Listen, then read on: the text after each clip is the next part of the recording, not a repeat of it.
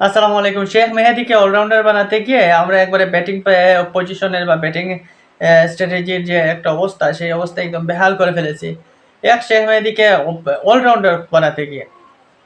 তাছাড়া শেখ মেহেদীকে অলরাউন্ডার বানাতে গিয়ে আমরা আরেকটা জিনিস খুঁজে পাইছি, সেটা হচ্ছে সাকিব আল হাসানের অভাব। আমরা আমাদের টি-20 টিমে একটা 6th বোলার নিয়ে খেলতে গেলে কোনো হিমশিম খেতে হচ্ছে।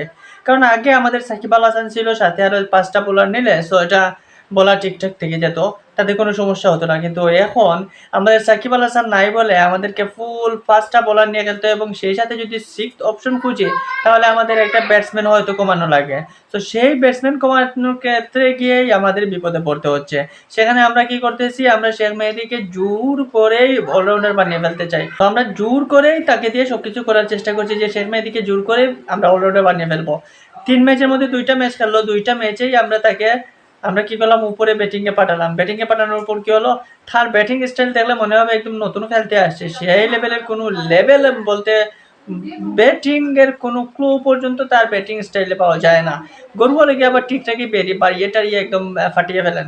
কিন্তু আন্তর্জাতিক ক্রিকেট এত সহজ না। আজ আমরা সাকিবের অভাব ফুলফিল বুঝতে পারতেছি যে একটা টি-20তে একটা অলরাউন্ডার কতটা ইম্পর্টেন্ট।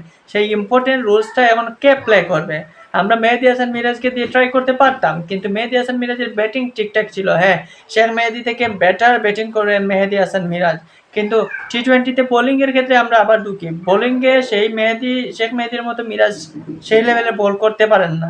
মানে একদিকে হলে আরেক দিকে হয় না, এই রকম অবস্থা। তো এই অবস্থা থেকে আমরা যেমন আমেরিকার সাথে সিরিজ হারছিলাম, আজ আমরা আরব আমিরাতের সাথেও সিরিজ হারার মুখে। আরব আমিরাত আজ কি বোলিং করতেছে, সেই বোলিংয়ের আমরা কোনো জবাবই দিতে পারতেছি না। ওপেনিংয়ে তানজিদ তামিম কিংবা পারভেজ ইমন, তাওহিদ হৃদয়, লিটন দাস, এই 4টা ব্যাটসম্যানের পরে আমরা আর কেউ দাঁড়াতেই পারতেছি না। কারণ আমরা পরবর্তী যারা ব্যাটার রয়েছে, আজকে শেখ মেহেদীকে এই পজিশনে পাঠিয়ে কতটা মারাত্মক ভুল করেছে টিম ম্যানেজমেন্ট, সেটা হারে হারে টের পাইলো।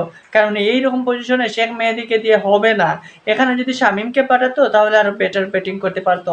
শামীমকে কেন এত লোয়ার অর্ডারে জাকির আলীর পরে ব্যাট করতে পাঠানো হয়, তাও আমি বুঝে আসে না আমার। আমি আসলে বুঝি না যে টিম ম্যানেজমেন্ট কি চায়, কি করতে চায়, কি হয়ে যায়, তারাই জানে তাদের কি অবস্থা।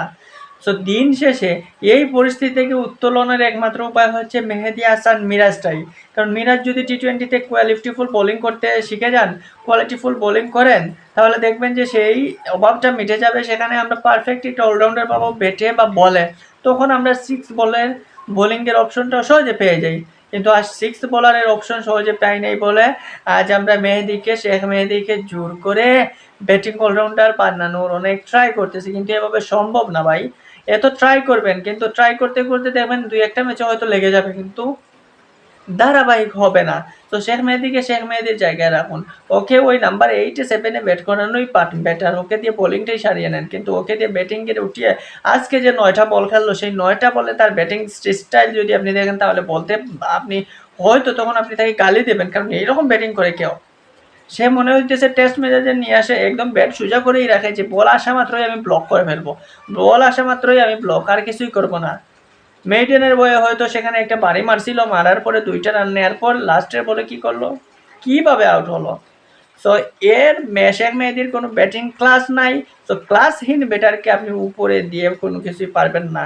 এটা টেস্ট না যে নাইট ওয়াচম্যান পাঠিয়ে আপনি কোনোভাবে এই 5টা ওভার বা 10টা ওভার খুইয়ে ফেলবেন। এটা টেস্ট না, এটা টি-20।